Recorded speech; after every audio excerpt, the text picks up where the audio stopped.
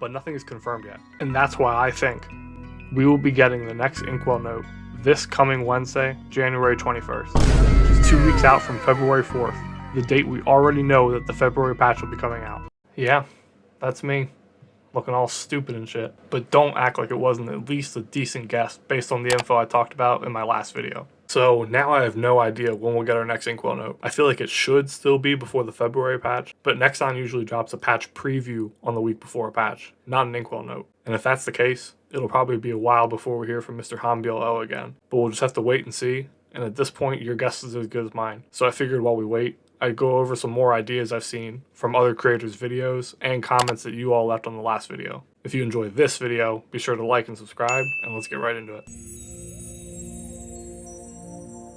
So the first thing I want to talk about is the idea that heroic servers just need more damage.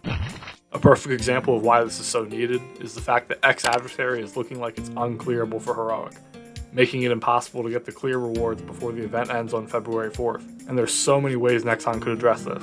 One way would be to just bring back the old heroic server passive. Another could be to give heroic servers legendary FAMs or even B-pots. Shit, I'd even pay for a damage title year-round instead of twice a year if Nexon would let us. Anything for a little bit more juice. I'm not 100% sure what the best way to handle this is, but it just doesn't make sense to keep having clear events where the boss is so hard that even the top players in the server can't clear it. And this problem will likely only get worse, since apparently this thing is pretty tough from what I hear, and I can only assume that Jupiter will be even harder. Let me know in the comments what you think is the best way for Nexon to handle the heroic damage problem. Next, I want to touch a little bit more on FAMs. Don't get me wrong, the changes we've gotten to FAMs lately have been great and are very appreciated, but I do think there's a bit more work to be done. First, I think more low-performing potential lines need to be removed. I think everyone can agree that at the bare minimum, we could do away with the turns your character black or red FAMs, and there are definitely other lines that could go too. Another thing that needs to change is there needs to be a way to get familiar collection slots for Mesos. And I'd also like to see them speed up the animations of the FAM UI. Having to sit through this long-ass animation gets really tiring the more I WAP, and I feel like this should be a relatively easy fix too. Next, let's talk a bit more about frag acquisition in heroic servers.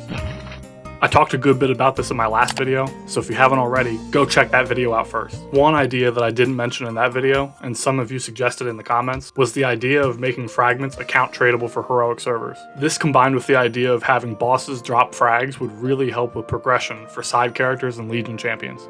I saw someone in my comments suggest making it so that the Soul Erdal weekly could be done on 2 characters per week, which would also be really nice. And the same person also had the idea of making elite mobs drop frags too, which would be a cool way to make these mobs feel a bit more impactful rather than just a nuisance while farming. Another good idea came from this person in my comments. Giving us the option to exchange Soul Erdal energy for some frags would be so good. I don't know about y'all, but I'm always backlogged on Soul Erdal energy these days. And while exchanging them for EXP boosters is good, it would be nice to be able to exchange them for damage gains as well. This person suggests just simply increasing the drop rate for frags in heroic. And while I'd definitely be open to this change as well, I think some of the other ideas we talked about would be a little bit better. I think diversifying the way we get frags should be Nexon's first priority, rather than just boosting the rate of how many frags we get per hour from farming. But at the end of the day, the decision is Nexon's to make, and we'll just have to wait and see what they do. Now I want to talk a bit about Ride or Die, Global Maplestory's exclusive seasonal event.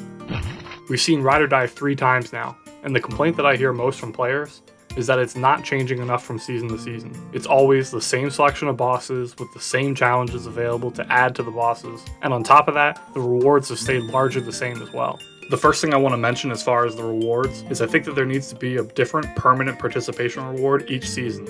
Giving us the same Legion block that doesn't stack makes it so that players like me that have played for all 3 Ride or Die seasons get nothing from participating in all 6 weeks, outside of the random rewards from the boxes. Or they could simply just remove the cap of 2 special Legion blocks, which would double over as another way of giving heroic servers some extra juice. Next, I'd like to see them work a bit on the rewards that you can get from the Kazakh fragments. While I don't love that they're random, I'd be a lot more okay with it if they've removed some of the inventory clutter from them, like mystical cubes, the mineral bags, and spell traces. Nobody needs this shit, and it ends up just being more of a pain to clean them out of your inventory than any kind of benefit. Let me know in the comments if there's anything about Ride or Die that I missed. And finally, I want to go over some odds and ends, quality of life stuff that I've seen players talking about lately.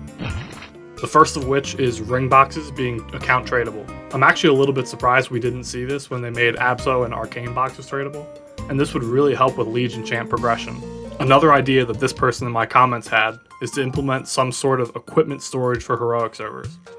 Keep in mind, this person isn't suggesting that we should be able to transfer equipment between characters, but rather to have a place to store equipment spares to help with inventory clutter, especially if we don't end up getting more frequent star forcing events.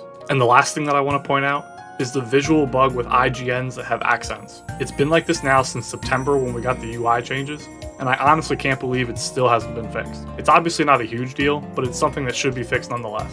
And that's all I've got for this video. Thank you to everyone who left suggestions in the comments of my last video. And remember, the best chance that we have to improve this game that we all love is to keep voicing our opinion in any way we can. Thanks for watching, and I'll see you in the next one. Peace.